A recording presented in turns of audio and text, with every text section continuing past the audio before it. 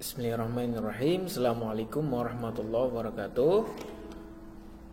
Alhamdulillah anak-anak, pada kesempatan kali ini kita bertemu lagi dalam pembelajaran PAI untuk kelas 6. Nah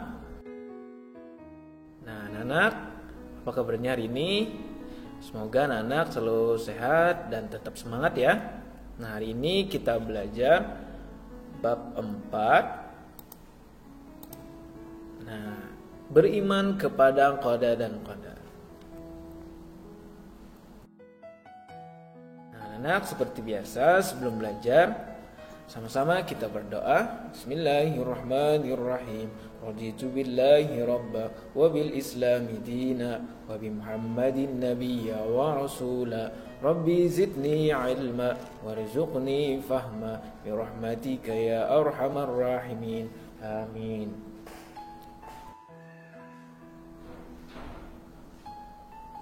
Nah, anak, adapun peta konsep untuk pembelajaran kita pada hari ini yaitu, nah, yang pertama meyakini adanya qada dan qadar, kemudian memiliki sikap yang mencerminkan beriman kepada qada dan qadar, kemudian memahami hikmah beriman kepada qada dan qadar, kemudian menunjukkan contoh beriman kepada qada dan qadar dalam kehidupan sehari-hari.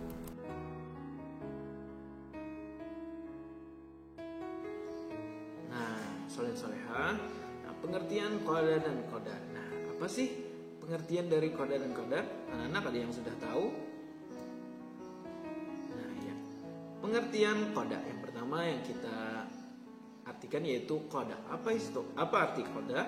Nah, anak-anak, menurut bahasa qada adalah keputusan atau ketetapan. Nah, sementara menurut istilah qada adalah keputusan atau ketetapan Allah Subhanahu wa taala terhadap semua makhluknya yang telah ditetapkan sejak zaman azali atau sejak zaman sebelum terjadinya sesuatu.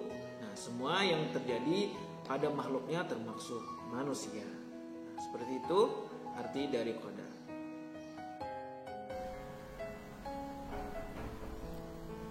Nah, anak, firman Allah dalam surah Al-Hadid ayat 22, sama-sama kita baca.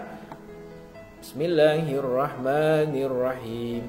Ma asaba min musibatin fil ardi wala fi anfusikum illa fi kitabim min qabli an nabra'aha.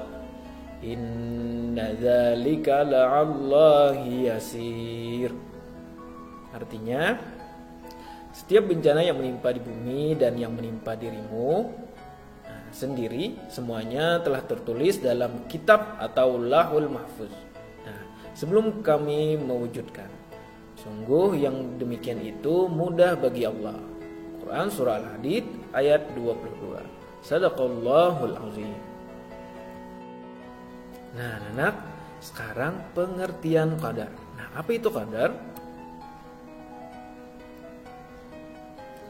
Pengertian qadar.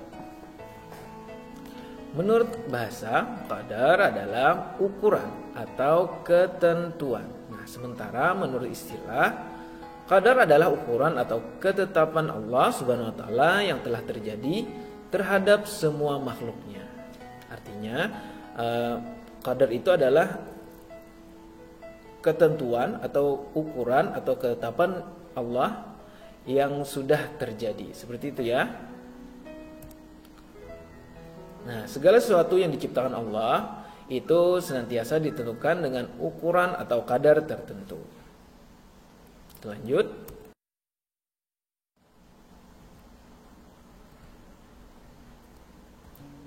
Firman Allah dalam surah Al-Qamar ayat 49, sama-sama kita baca. Bismillahirrahmanirrahim. Inna kulla syai'in khalaqnahu biqadar. Artinya, sungguh kami menciptakan segala sesuatu menurut ukuran atau kadar. Quran Surah Al-Qamar ayat 49. Sadaqallahul azim.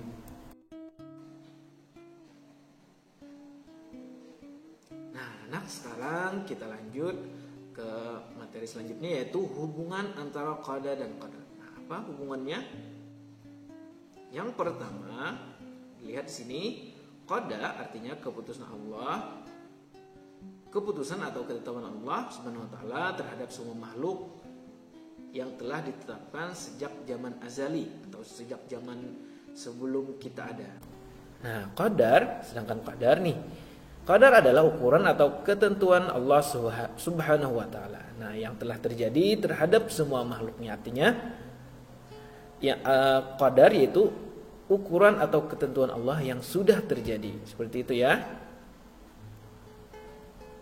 Nah, kemudian manusia tidak ada yang mengetahui qada dan qadar atas dirinya.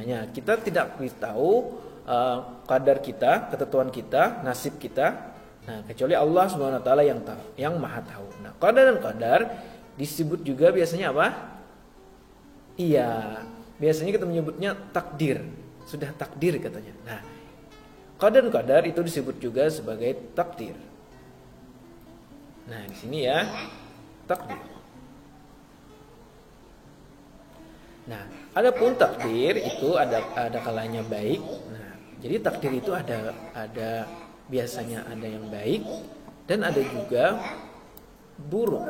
Nah, namun kita sebagai orang muslim, sebagai orang yang beriman harus tetap meyakini atau yakin bahwa apapun yang ditakdirkan oleh Allah Subhanahu wa taala itu pasti ada hikmahnya. Nah, pasti ada manfaatnya untuk diri kita. Seperti itu ya. Kita lanjut.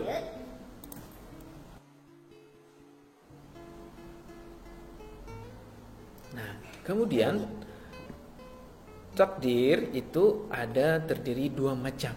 Ya, anak-anak ada yang tahu sudah? Ya, yang pertama yaitu takdir mubram. Nah, apa itu takdir mubram? Dan yang kedua ada takdir mu'allaq. Nah, takdir mubram. Nah, di sini Ustaz ingin menjelaskan apa arti dari takdir mubram. Takdir mubram adalah ketentuan dari Allah Subhanahu wa taala yang tidak dapat diubah oleh manusia. Nah, seperti apa contohnya, anak-anak? Nah, seperti apa? Seperti bayi yang lahir laki-laki atau kita terlahir laki-laki atau terlahir perempuan. Nah, atau misalnya kita mengalami kematian atau seseorang yang mengalami kematian. Nah, kemudian terjadinya hari kiamat dan sebagainya. Nah, itu tidak ada yang bisa mengubah dari takdir mubram atau takdir dari Allah Subhanahu wa taala. Itu contohnya ya. Kemudian ada takdir mu'allaq. Nah, apa itu takdir mu'allaq? Yaitu takdir atau ketentuan Allah yang mungkin dapat diubah oleh manusia dengan cara usaha atau ikhtiar dan berdoa. Nah, misalnya orang yang malas belajar dapat menjadi pandai apabila apa?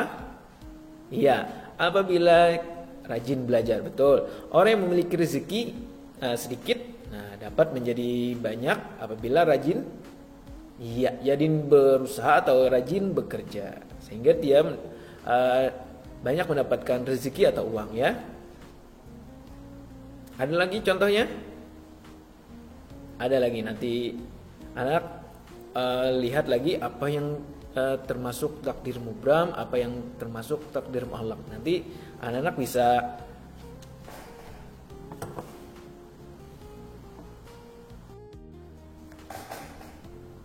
anak-anak bisa melihat yang mana nanti yang termasuk takdir mubram dan yang mana yang termasuk takdir mu'allaq. Nah, contoh-contoh yang lain nanti anak-anak bisa mengetahuinya.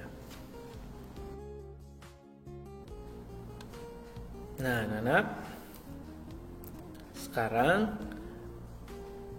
contoh perilaku beriman kepada qada dan qadar.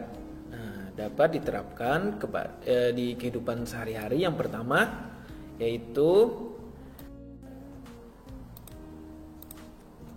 kemudian yang kedua belajar atau bekerja dengan sepenuh hati.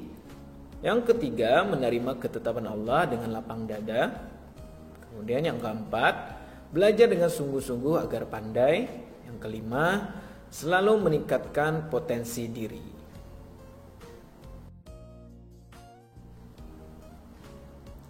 Nah, selanjutnya, apa saja hikmah atau manfaat kita beriman kepada qada dan qadar? Nah, yang pertama, sungguh-sungguh berusaha dalam kehidupan. Kemudian yang kedua, sabar menghadapi cobaan.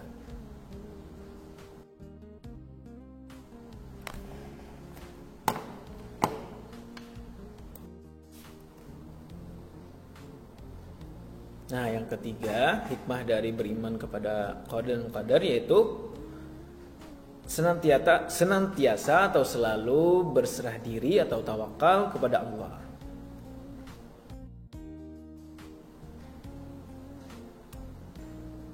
Nah, anak, adapun intisari untuk kesimpulan untuk pembelajaran kita pada hari ini yaitu yang pertama qada tadi artinya menurut bahasa yaitu keputusan atau ketetapan Allah. Menurut istilah berarti keputusan atau ketetapan Allah terhadap semua makhluknya yang ditetapkan sejak zaman azali.